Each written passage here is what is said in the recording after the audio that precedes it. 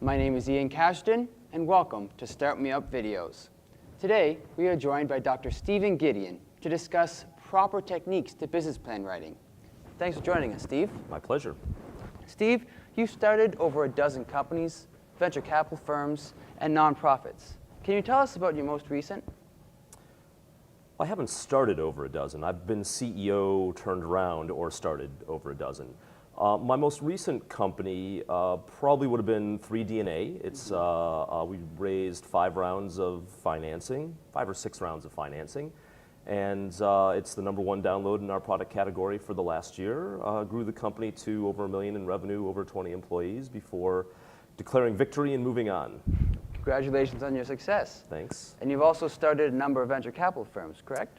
Yes, the largest would have been a $100 million US corporate VC program based out of San Diego, but it was also involved in starting a couple of smaller seed venture capital funds as well.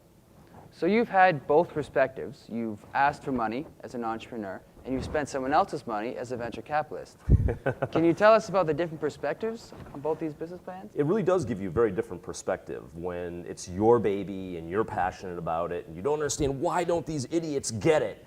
And then suddenly the next week you're on the other side of the table going, wow, why don't these entrepreneurs get it? All I want is a simple answer to this, this, and this, and the entrepreneurs just don't get it.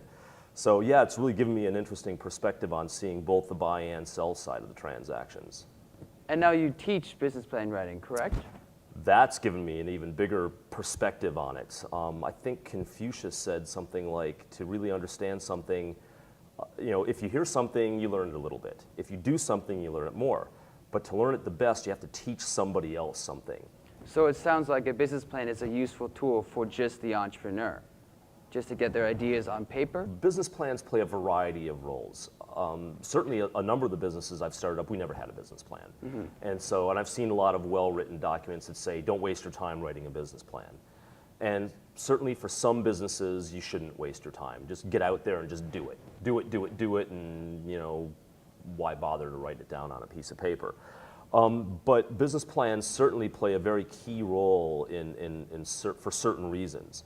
So certainly if you're trying to raise financing, and you want to promote yourself as a credible, intelligent entrepreneur with a well thought out plan and know what the money is going to look like, how much you need and why, then people want to see at least something.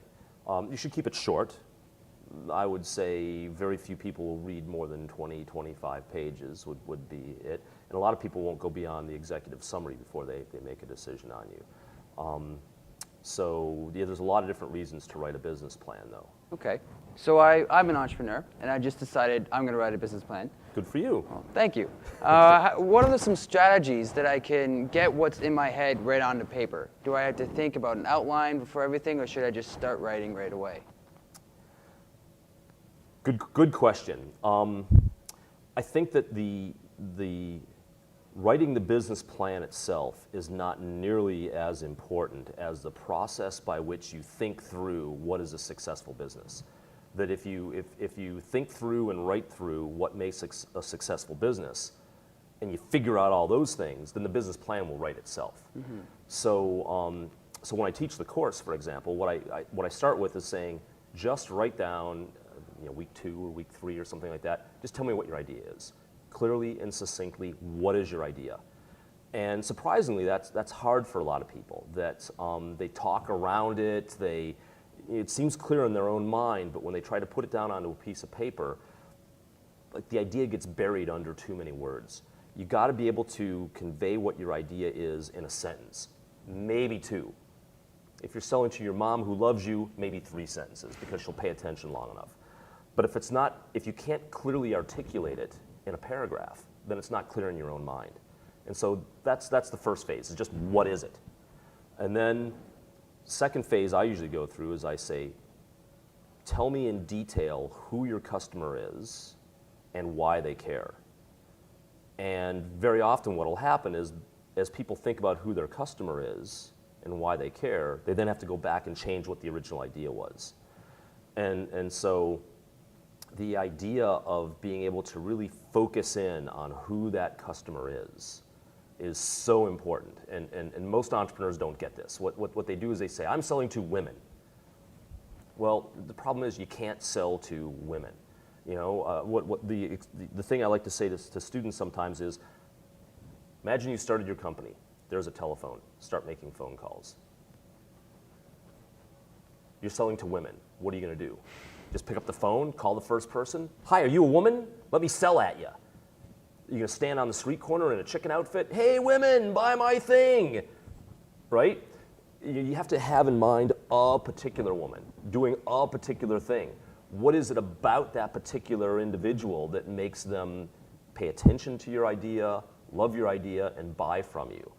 And the more you can focus on, and it's segmentation and niche marketing are kind of the business lingo associated with this, the better you can articulate who that target demographic is, their psychographics, what they read, where they hang out, the better you can place your message in a place where they'll see it. Does that make sense? It does, and it sounds like you're detailing a lot about the executive summary and how that's the most important element of the business plan. We haven't written the executive summary yet. That's the I'm last still element? working through, think through the right business. And you can do this like on a piece of paper, handwritten, and so let me go through a little bit more. So some of the kind of the big conceptual blocks that you need to fit all together. Maybe I'll back up a little bit. The business planning process itself. Most business planning books seem to say you start at the beginning and you're right way through to the end. Mm-hmm. But that's not the way you think through a business. The way you think through a business is you start thinking through it a little bit, then you realize you got to go back to the beginning and start over again. Then you think through a little bit more, go back to the beginning. So you've got this cycling process that you go through before you finally figured out how to make it all hang together. Now you can start writing your business plan. So the first thing you need to do is say, in general terms, succinctly, what's the business? And then say, who am I selling to? But in detail, not just, women or, people between the ages of 25 and 35. People are different, and you gotta honor that when you're trying to sell your product to them. And so you figure out who your customer is, and figuring that out will tell you what the price point needs to be, as an example. Then obviously you need to look at who your competitors are. Then comes kind of the core business concept of strategy. How are you different from your competitors in a way that's important to your customer? Which means you got to know who the competitors are, you got to know who your customers are, and you got to know how you're different. Now that you've figured that out, you probably have to go back and rewrite what your business is all about. And then you probably have to go back and rewrite who your customers are again. Sorry. At any time in this process, should you be taking breaks to talk to any potential customers? The market will tell you anything you need if you ask it. But so many people write these business plans that are castles in the sky and dreams based on, it's $1 billion market and I'm just going to get a fraction of a percent of this $1 billion market, and they act like that means anything. That's not the way businesses are built. Businesses are built one customer at a time, one sale at a time. Okay, just to throw a little curveball, as a venture capitalist, I'm sure you look through hundreds of business plans. Mm-hmm. What was the most important component, or what did you first look at determining if you should keep on reading or just go on to the next one? Good point. I can speak with authority on this matter. Everybody agrees on this point. First thing you look at, of course, is the executive summary. But the first thing you look at is really the management team. People will bet on the jockey before they'll bet on the horse. People will bet on an A team with a B plan over an A plan with a B team. So they look at the management, they look at the overall business idea, and then bam, right to the financials. And that seems like it's the most challenging part of the business plan. Oh yeah, students struggle with the financial thing all the time. I'm sure everybody struggles. Do. And so many of the business planning books say some really stupid things like, step one is estimate the overall size of the market. Some big, crazy, large number. Step two, estimate your percentage of it. All I need is 1%. Step three, make a random crazy guess at how to go from 0 to that 1% over X period of time, and that becomes your top line revenue number. But that's such fantasy. And again, it doesn't honor the reality of how entrepreneurs build their business. You make one sale at a time. So as a superficial example, you would say, month one, the top thing I'm going to put in my financial projection is I'm going to make 500 cold calls. Of those 500 cold calls, 100 people I'm going to be able to actually speak with. Of those 100 people, 10 are going to be interested. I'm going to meet face-to-face with 5 of them. Of those 5, I'm not going to close any sales. Month 2, I'm going to make 300 phone calls, meet with X number of people, and then I'm finally going to make a sale. And also part of those revenue drivers are, when I do make a sale, who am I going to make that sale to? Is it a big company, a little company, like what part of my target demographic, and how much is that sale going to be for? So now, as a VC, when I look at that $10,000, it's not just an arbitrary $10,000. I can say, how did you come up with that $10,000? Oh, I see, you're going to make a bunch of phone calls, you're going to meet with people, you're going to fly to San Francisco. Oh, and I see the expense down here, very good. And oh, I see you're not, and you're going to fail to make a sale in the first month. I've been there. I know you're going to fail. I'm glad to see that you know that too. Month 2, and you can see all the steps that the entrepreneur is going through to get to that sale. Now that number has some credibility. It's not, you throw a dart at a dartboard and in month 1, I'm going to have $10,000. Yay! Or even worse, you say something stupid like, and this is conservative. Everybody knows that the numbers that you're putting in your business plan are wrong before you put them in there. And nobody believes your numbers. And the chances of you getting your numbers right are astronomically 0.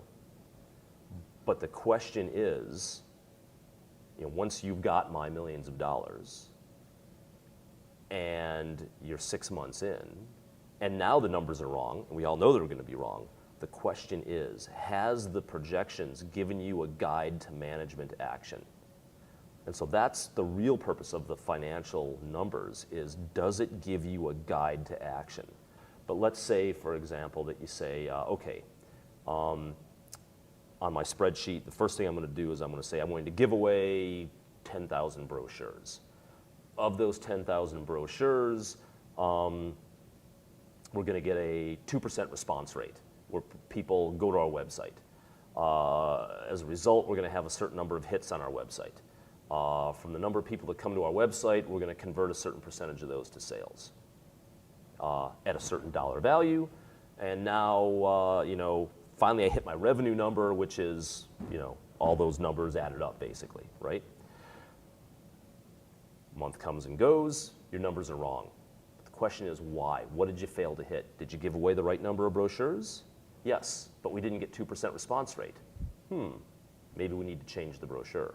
Maybe we need to change the color or our marketing message or who we give them out to. Maybe we need to change that. Or else maybe you did get your 2% response rate, but you didn't get the drive through to the web traffic. What can we do to fix that link? Maybe once people come to the website, they're not buying. Maybe you need to do something different to your website. Maybe the price point is wrong, but it gives you a guide to management action as opposed to, well, we said we'd make 10,000, we didn't make 10,000. What should we do different? I don't know. Try harder. Let's try harder. Right, yeah, that doesn't work for you. But how do you tailor your business plan for these different audiences? You always have to evaluate who your audience is, what they want to see, and what the call to action is from them. So it's the call to action for a brochure could be anything from, buy now, call this number, go to our website, but you got to tell people what the call to action is. So anyway, to answer your specific question, if you're going after a VC is a different plan than you would write to your Uncle Ernie, which is a different plan than you might write for your bank, which is a different plan than you might write for your own clarity of thought for what am I going to do to make money off of this venture, as opposed to, hey, this is a great idea, this is a motivational document, lots of pictures and stuff like that. You've answered a lot of questions that entrepreneurs out there in the world have, I'm sure. Thank you very much. And if you have any other resources needed for an outline for a business plan or any more resources, please visit startmeuprierson.com. Steve, thanks again for joining us. It's been a pleasure. Thanks for having me.